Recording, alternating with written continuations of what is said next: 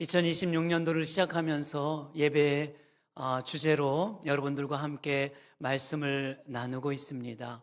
오늘은 이제 그 네 번째 마지막 시간으로 삶으로 드리는 예배라 라는 제목으로 여러분과 함께 이제 은혜를 나누려고 합니다.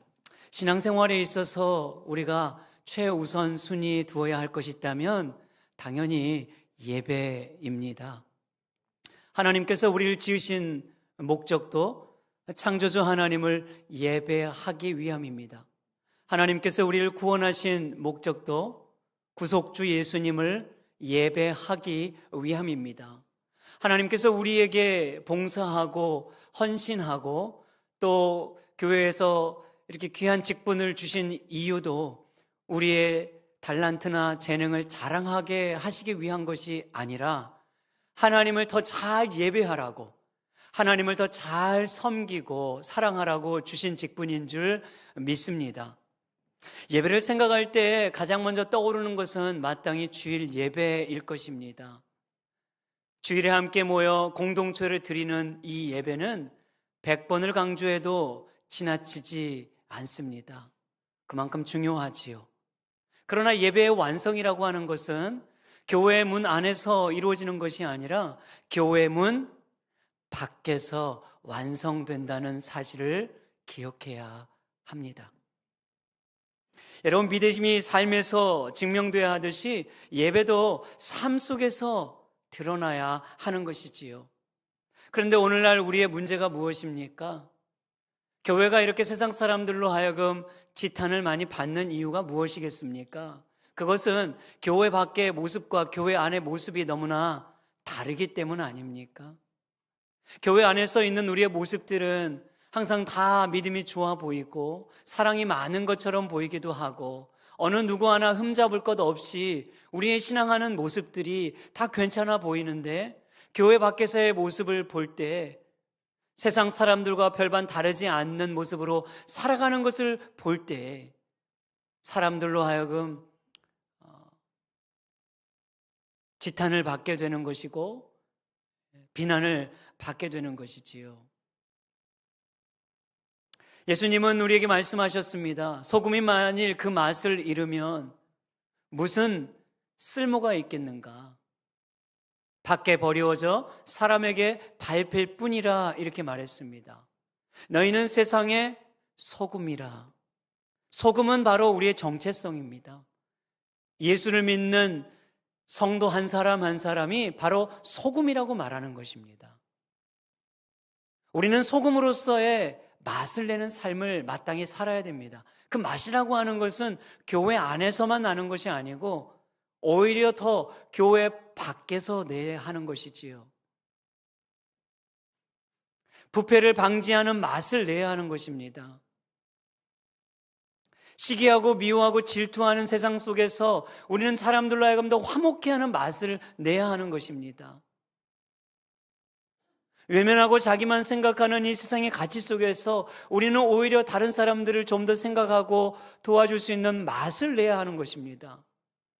주를 알지 못하는 사람들에게 우리는 어찌하든 어떻게 하면 더 저들로 하여금 예수님을 알게 할까, 소개할까, 믿게 할까 맛을 내야 하는 것입니다.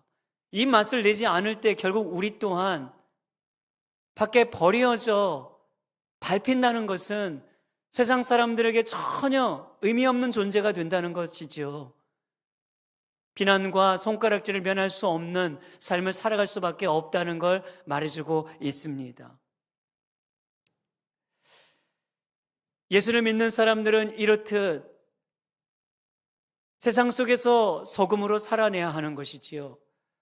바로 오늘 본문이 우리에게 주시는 메시지이기도 합니다. 로마서는 크게 두 부분으로 나누어집니다. 1장에서 11장과 12장에서 16장까지 말씀입니다.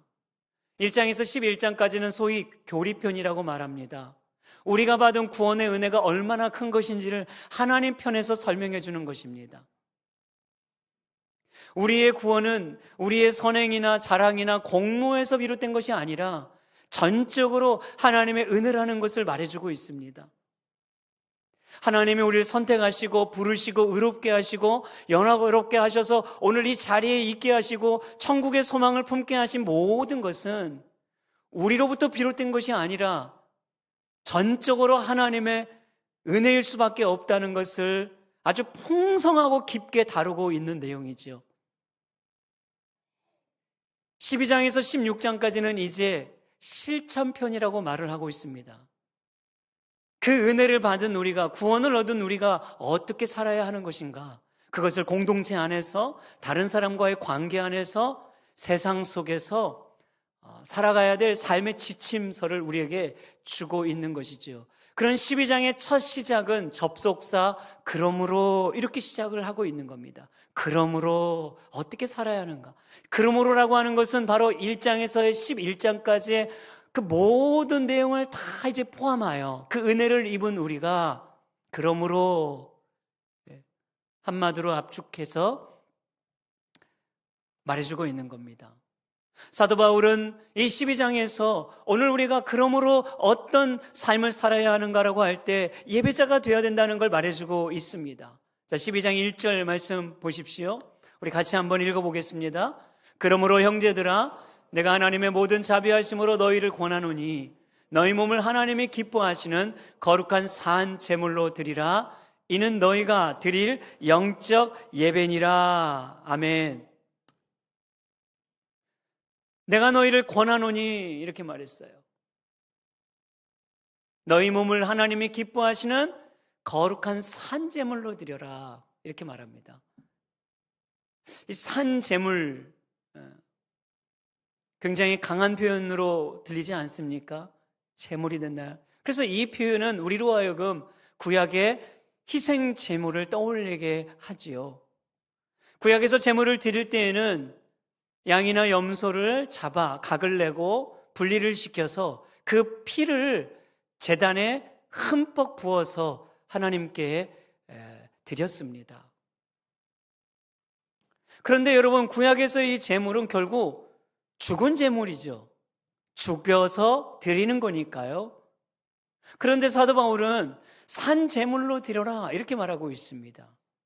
제물인데 산 제물이 된다는 건 이게 맞는 말입니까? 뭔가 좀 앞뒤가 맞지 않는 것 같기도 하지요. 그죠? 살아있는데 어떻게 제물이 될 수 있을까요? 여기에는 아주 중요한 의미가 있습니다. 우리가 산 제물로 드릴 수 있는 이유는 바로 예수님께서 우리를 대신해 십자가에서 대신 죽어주셨기 때문에 그런 겁니다. 내가 죽어야 할 십자가에서, 내가 저주를 받아야 할 십자가에서, 내 죄를 내가 다 담당해야 될 그 십자가에서 예수님이 대신 달려 물과 피를 다 쏟아주시고 죽어주셨습니다. 우리는 그걸 대속의 은혜라고 말하지요. 예수님이 나를 위해 십자가에 죽어주심으로 나는 그 십자가에서 살아나게 된 것입니다.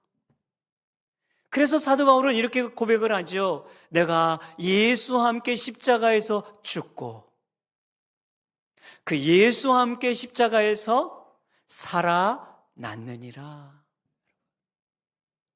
그렇게 예수 안에서 우리는 새롭게 산 자가 되었기 때문에 살아있는 제물로 주님 앞에 드릴 수가 있게 된 것입니다.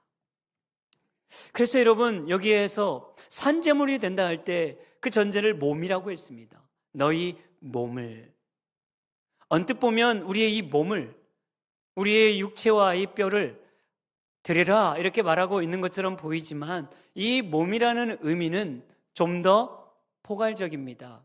전 인격을 다해서, 전인을 다해서, 전 존재를 다해서 산제물로 드려라, 이런 의미라고 할 수 있습니다. 결국 예배라고 하는 것은 삶으로 드려야 한다는 거예요.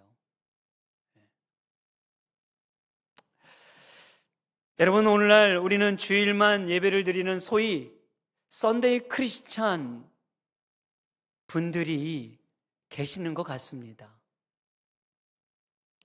그래서 여러분 썬데이 크리스찬이 되면 안 되지요. 우리는 매일매일 하나님 앞에 드리는 예배자가 돼야 돼요. 에브리데이 크리스찬이 돼야 된다는 겁니다. 예?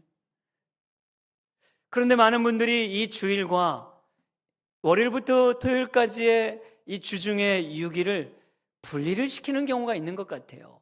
주일은 주님의 날, 나머지의 시간은 누구의 날? 내 날이라고 생각하는 거죠. 그래서 이렇게 생각을 하는 것 같습니다. 주일이 되면 주님, 제가 주일 또 주님 앞에 올라갑니다. 우리 주님도 무덤에서 부활해 주셔서 주일날 같이 저와 함께 예배를 꼭 드려주세요. 부활해 주세요. 이렇게 말하는 거고, 딱 예배 끝나고 이제 이 문 밖을 열고 세상으로 나가면서부터는 주님, 이제 월요일부터 토요일까지는 제 날입니다. 터치하지 마세요. No touch. 저 손절하겠습니다. 상관하지 마시고 관여 좀 하지 마시고 신경 쓰이게 하지 마시고, 주님은 그냥 그때는 무덤에 좀 들어가 계세요. 예수님 일주일간 무덤에 가만히 계세요. 저도 예수님 건드리지 않겠습니다. 그리고 이제 또 토요일이 되어서 주일이 되면 어떻게 할까요? 주님, 교회에 올라갑니다. 부활하셔야죠. 이런 신앙관을 가지고 있는 분들이 근데 있는 것 같아요. 우습지만 주일과 주중을 구분하는 분이 이런 신앙을 가지고 있는 거예요. 여러분, 우리가 주일날 예배를 드린다는 건 굉장한 의미가 있습니다. 주일은 일주일의 시작입니다. 그래서 이전에는 일주일이 첫 시작으로 생각을 했어요. 주일이 시작이에요. 여러분, 주일이 일주일의 시작이고 이 주일이 일주일의 모든 시간을 지배하는 겁니다. 영향을 주는 겁니다. 우리는 이 주일날 드리는 예배를 가지고 이곳에서 와서 말씀의 은혜를 듣고 기도하고 교제하고 친교하고 함께 식사도 나누면서 힘을 얻잖아요. 또 말씀을 듣잖아요. 그 말씀 부여잡고 한 주간을 살아내는 거예요. 살아내는 것입니다. 그리고 또다시 주일에 올 때는 어떤 마음일까요? 이 한 주간을 어떻게 살아냈는가? 그 말씀으로 잘 살아내지 못한 내 모습을 보면서 실패한 모습, 낙심한 모습, 실족한 모습, 뜻대로 살지 못한 모습을 또 가지고 와서 서로 만나서 예배하며 회개하고 또 서로 교제하면서 기도 제목 주고받고 기도해주고 격려해주고 하면서 또 다시 힘을 얻어서 한 주간을 살아내는 거예요. 그러니 이 주일의 예배가, 이 주일의 모임이 얼마나 중요한 것입니까? 사랑하는 여러분, 오늘 저와 여러분들이 썬데이 크리스천이 아니라 에브리데이 크리스천으로 살아갈 수 있기를 주님의 이름으로 축복합니다. 그래서 여러분, 사도 바울은 이렇게 말했어요. 이는 내가 드릴 영적 예배다, 이렇게 말했습니다. 우리 몸으로 산제물을 드리는데 이 예배를 영적 예배라고 말해요. 언뜻 보이면 마치 무슨 신령한 영적으로 드리는 예배처럼 보이지만 이 본래의 의미를 찾아가 보면 이 말은요, 이성적으로 드리는 예배, 합리적으로 드리는 예배, 합당한 예배, 이런 의미를 가지고 있는 겁니다.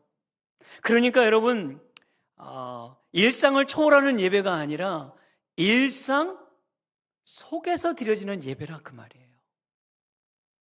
일상 속에서 드려야 돼요.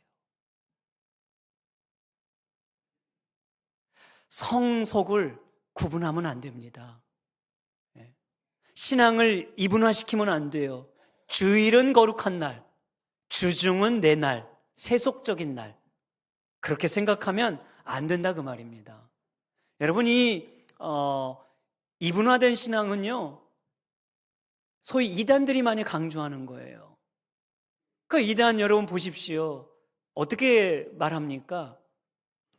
어떻게 살아가든 물론 그들이 삶을 강조하진 않지만 그래도 어떻게 살아가든 자기 교회로만 오면, 내 교회에 오면 다 용서받는다, 다 거룩해진다, 예?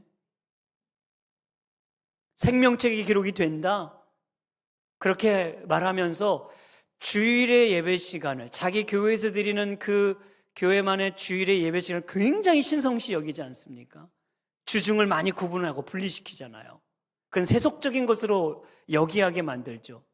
터부시키게 한단 말이에요. 그래서 소위 극단주의 그 이단들이 어떻게 막 합니까? 직업을 내려놓고 세상의 삶을 다 내려놓고 교회로 들어오잖아요.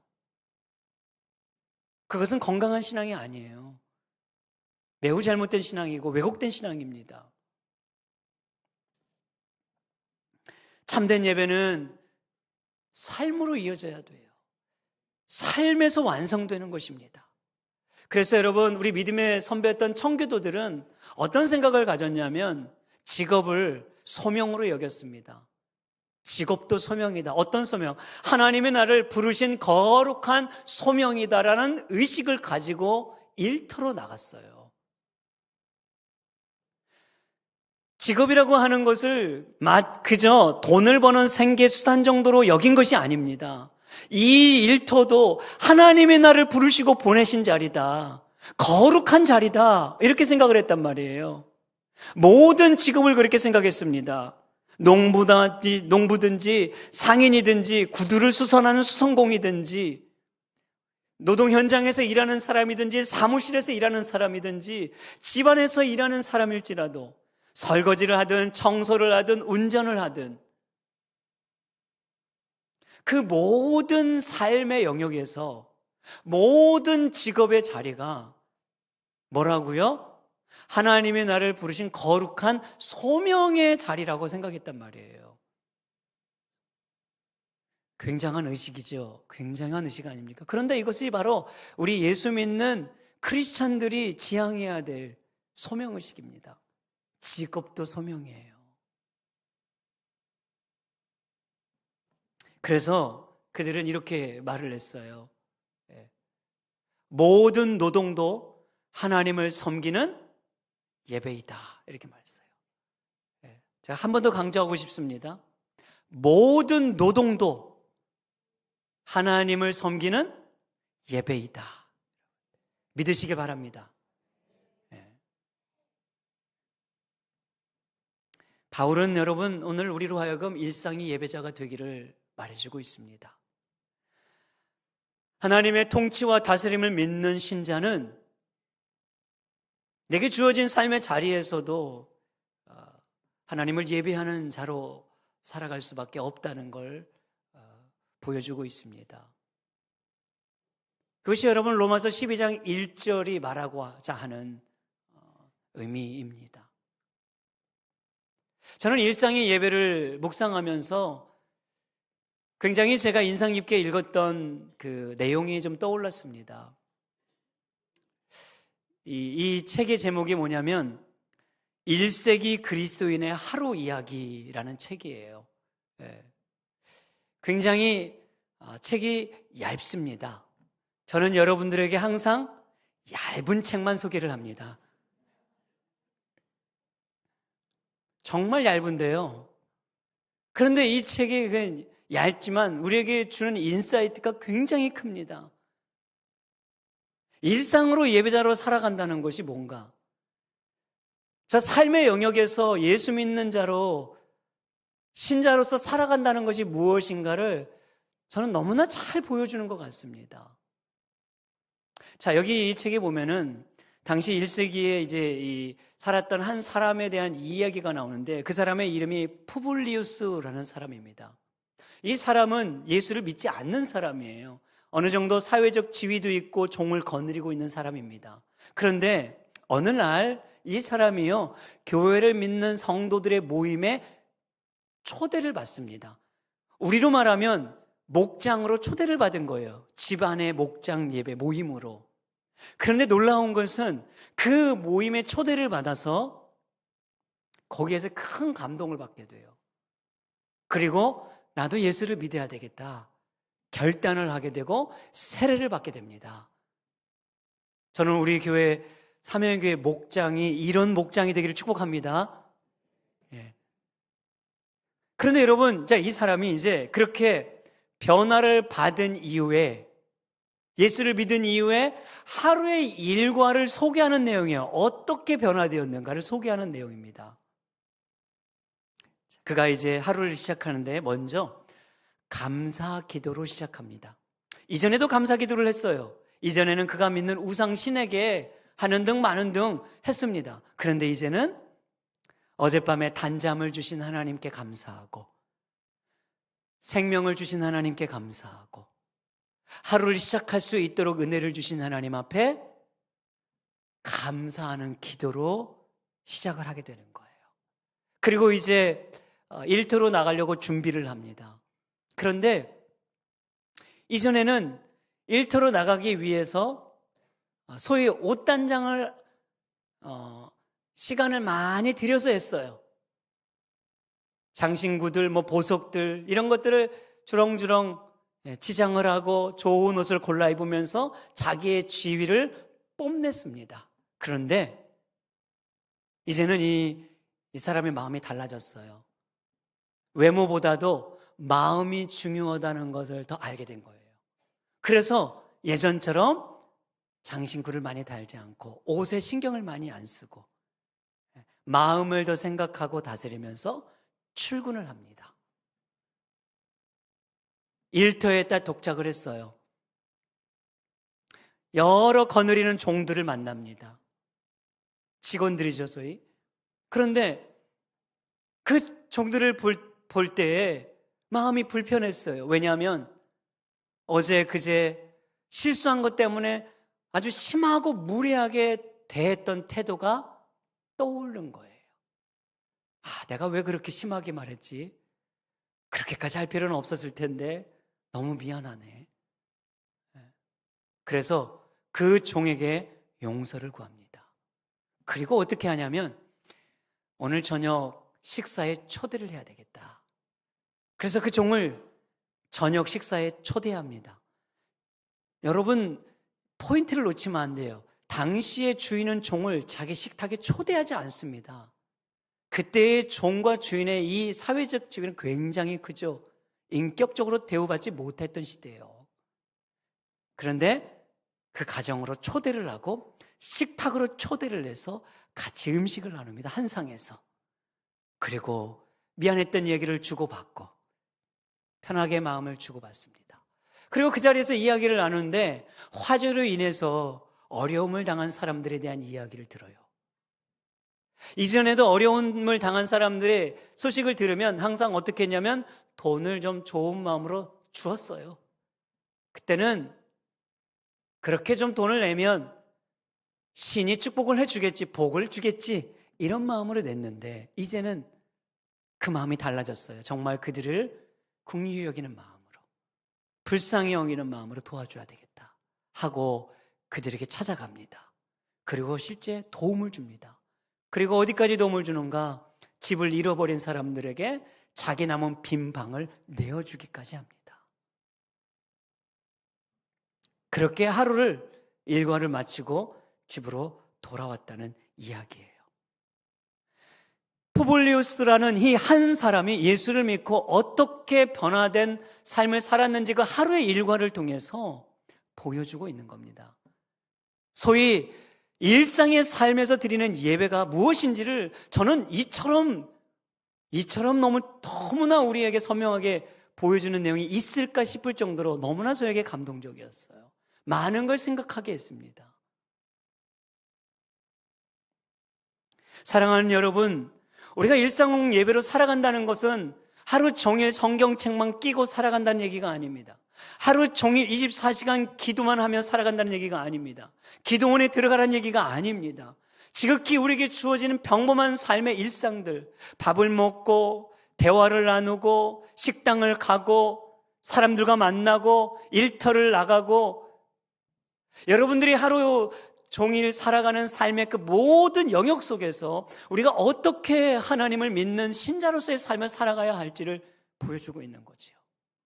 대단한 삶이 아닙니다. 그건 소소한 삶인 것입니다. 소소한 것에 감사하는 것이고, 외모보다는 내 마음을 더 많이 신경 쓰는 것이고, 다른 사람들의 아픔과 상처를 더 많이 돌아봐 줄 수 있는 마음을 갖는 것이고, 도움을 줄 수 있는 넉넉함도 보이는 것입니다.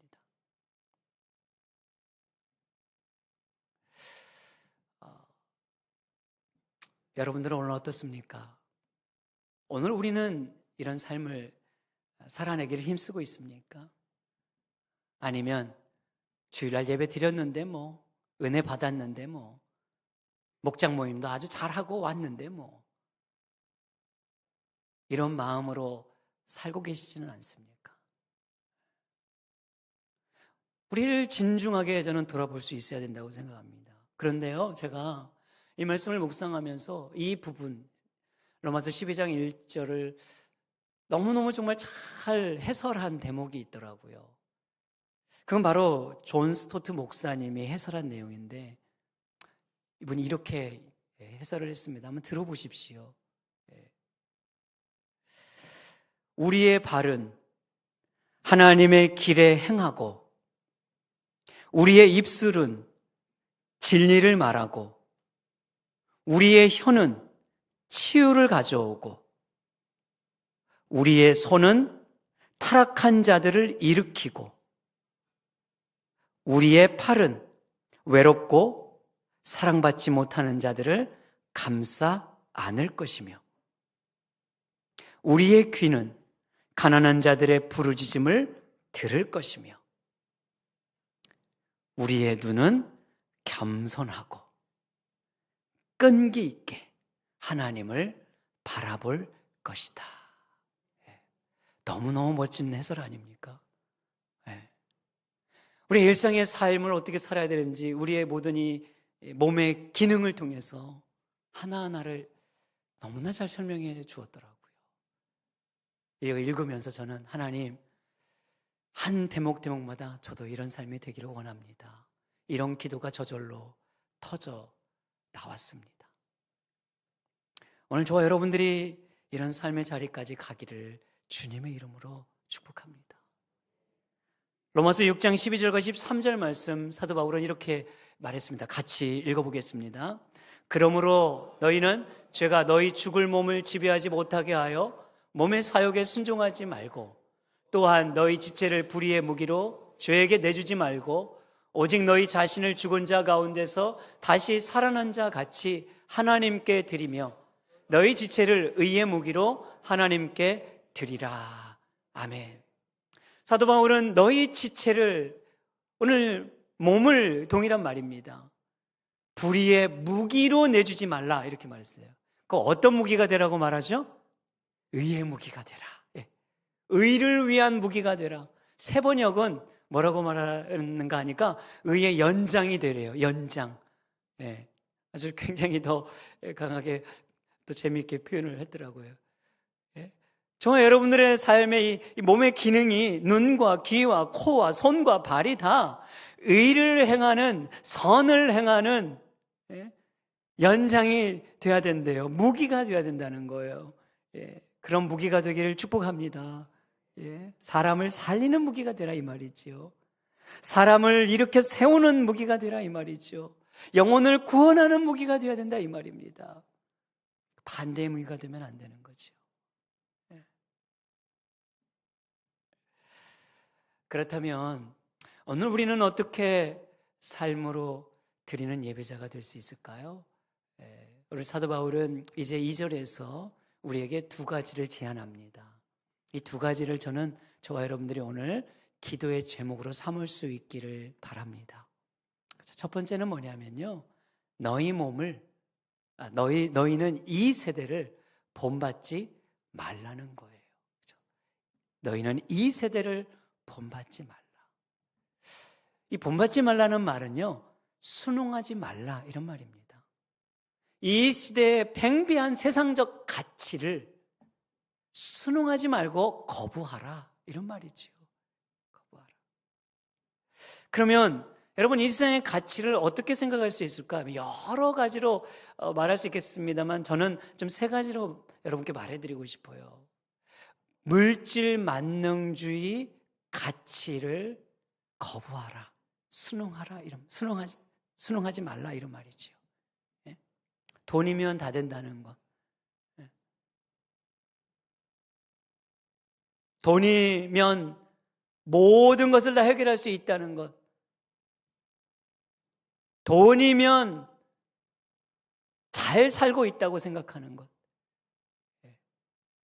모든 걸 다 돈으로 생각하며 돈을 최고의 가치로 생각하는 만몬신, 돈을 만몬신으로 여기며 추종하고 숭배하는 그 세상적 가치를 순응하지 말고 거부하라. 여러분, 예수 믿는 그리스도인의 최고의 가치는 오직 한 분, 예수 그리스도이신 줄 믿습니다.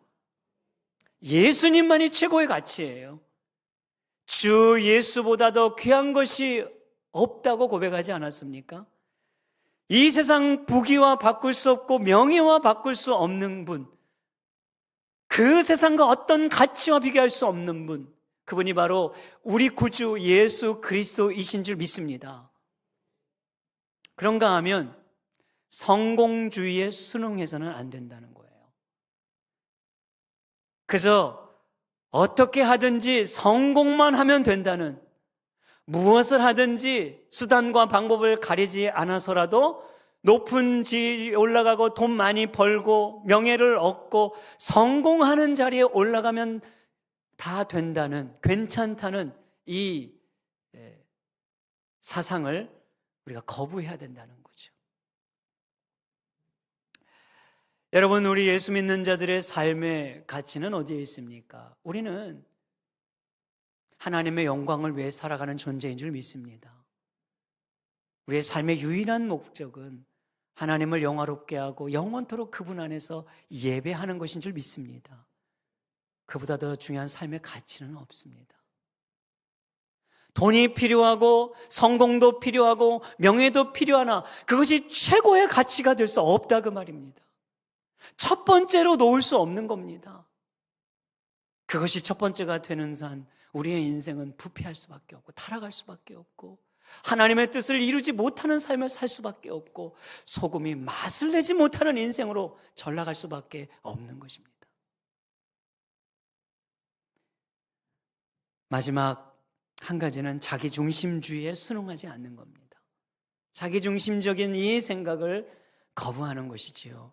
그것이 이 세대를 본받지 않는 것입니다. 오늘날 얼마나 여러분 자기중심적인 시대를 살아가고 있습니까?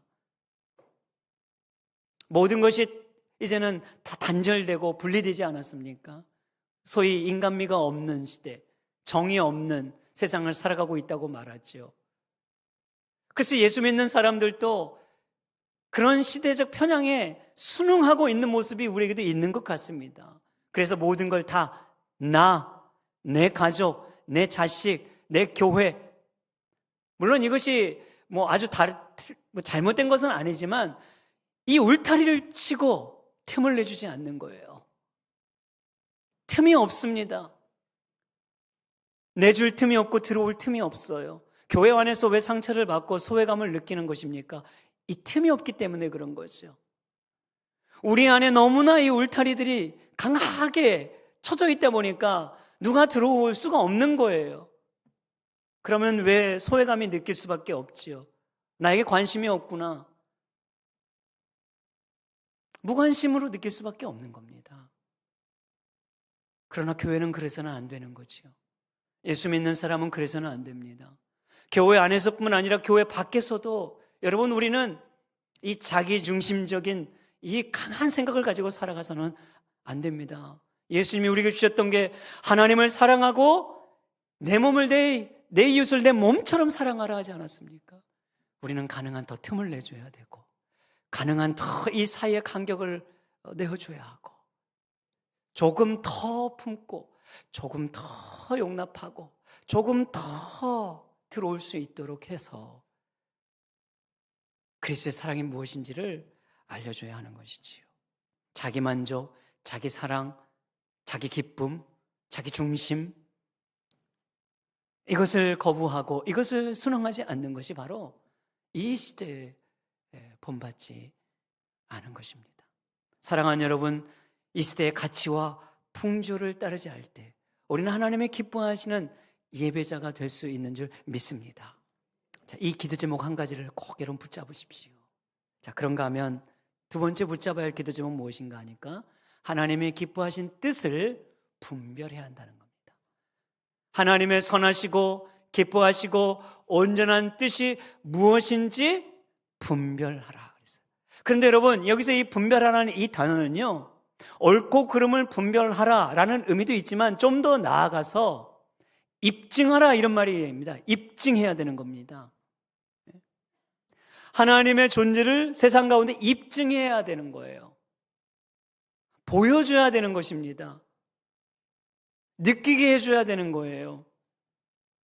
얼마나 많은 사람들이 하나님의 존재를 부인하며 살아갑니까? 내 주먹을 믿지 무슨 종교야 무슨 교회야 라고 생각하는 그런 사람들 앞에 아닙니다.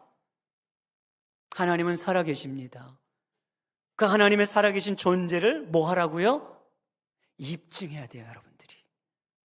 삶 속에서.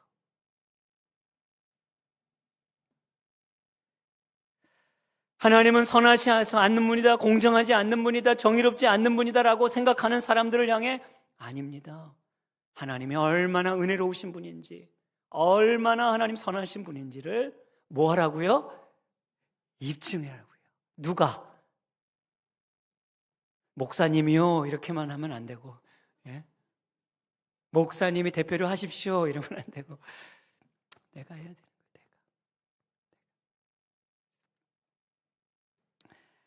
교회를 색안경을 끼고 보는 분들이 얼마나 많습니까? 요즘 이 시대에는 더 그렇죠. 알러지 반응을 일으키는 분들이 있어요. 교회 교자를 말하면. 그런 분들을 향해서 아닙니다. 저희 사명의 교회에 한번 와보세요. 그냥 눈 딱 감고 한 번만 와보세요. 그냥 눈 딱 감고 우리 목장에 한 번만 와보세요. 얼마나 좋은지 아십니까? 그냥 한 번만 와보세요. 하고 여러분들이 그들에게 증명을 해야 되는 거예요. 오늘날 목회자나 교회 소위 직분자, 장로님이나 권사님들을 향한 이 부정적인 시각들이 얼마나 많이 있습니까? 그죠? 많잖아요. 그런 생각을 누가 가지고 있으시면 무슨 소리예요? 지금 우리 교회에 오신 목사님 괜찮습니다. 예? 드디어 이제 아멘이 이제 나오고 있습니다. 예. 괜찮은 것 같아요. 뭐 호리호리하지만 그래도 목소리도 뭐 좀 쩌렁쩌렁한 것 같고, 예. 괜찮아 보이는 목사님 있어요. 한번 와서 만나보세요. 예. 여러분들이 이렇게 말해줄 수 있어야 되는 거예요. 우리 교회 장로님들은 얼마나 좋으신 분들인데요. 그저 그냥 성도들 불편하고 어려운 점 있으면 그냥 나서서 물심양면으로 도와주시는 분들이에요. 얼마나 우리를 위해 신경 많이 써주신 분들이 많은데요 하면서 우리 교회 직분자들 너무 좋으신 분들이라고 여러분들이 뭐 해야 된다고요? 자랑을 해야 되고 입증을 해야 된다 이 말이에요. 그 말이에요. 하나님의 선하시고 기뻐하시고 온전한 뜻, 우리가 믿는 그 하나님, 우리가 하나님 안에서 만든 이 공동체, 이것이 얼마나 선하고 기쁨이 있는 곳인지를 분별할 뿐 아니라 더 나아가 알려주고 증명하고 입증하라고 말해주고 있어요. 사랑하는 여러분, 저는 우리 사명교회 여러분들이 입증하는 삶이 되길 축복합니다. 여러분들의 삶의 자리에서 이런 부정적인 시각을 가지고 오거든, 무슨 소리입니까? 하면서 자신감 있게, 담대하게, 그러나 넉넉한 마음으로, 넓은 마음으로 품어주고 입증하는 우리 교회가 되기를 주님의 이름으로 축복합니다. 올 한 해 저는 여러분들의 삶의 예배가 회복되기를 원합니다. 예배의 감격이 더 회복되기를 원합니다. 그래서 2026년도 예배로 더 우리의 가정과 우리의 삶과 우리의 마음과 우리의 모든 영역들이 다시 살아나는 은혜가 있기를 주님의 이름으로 축복합니다.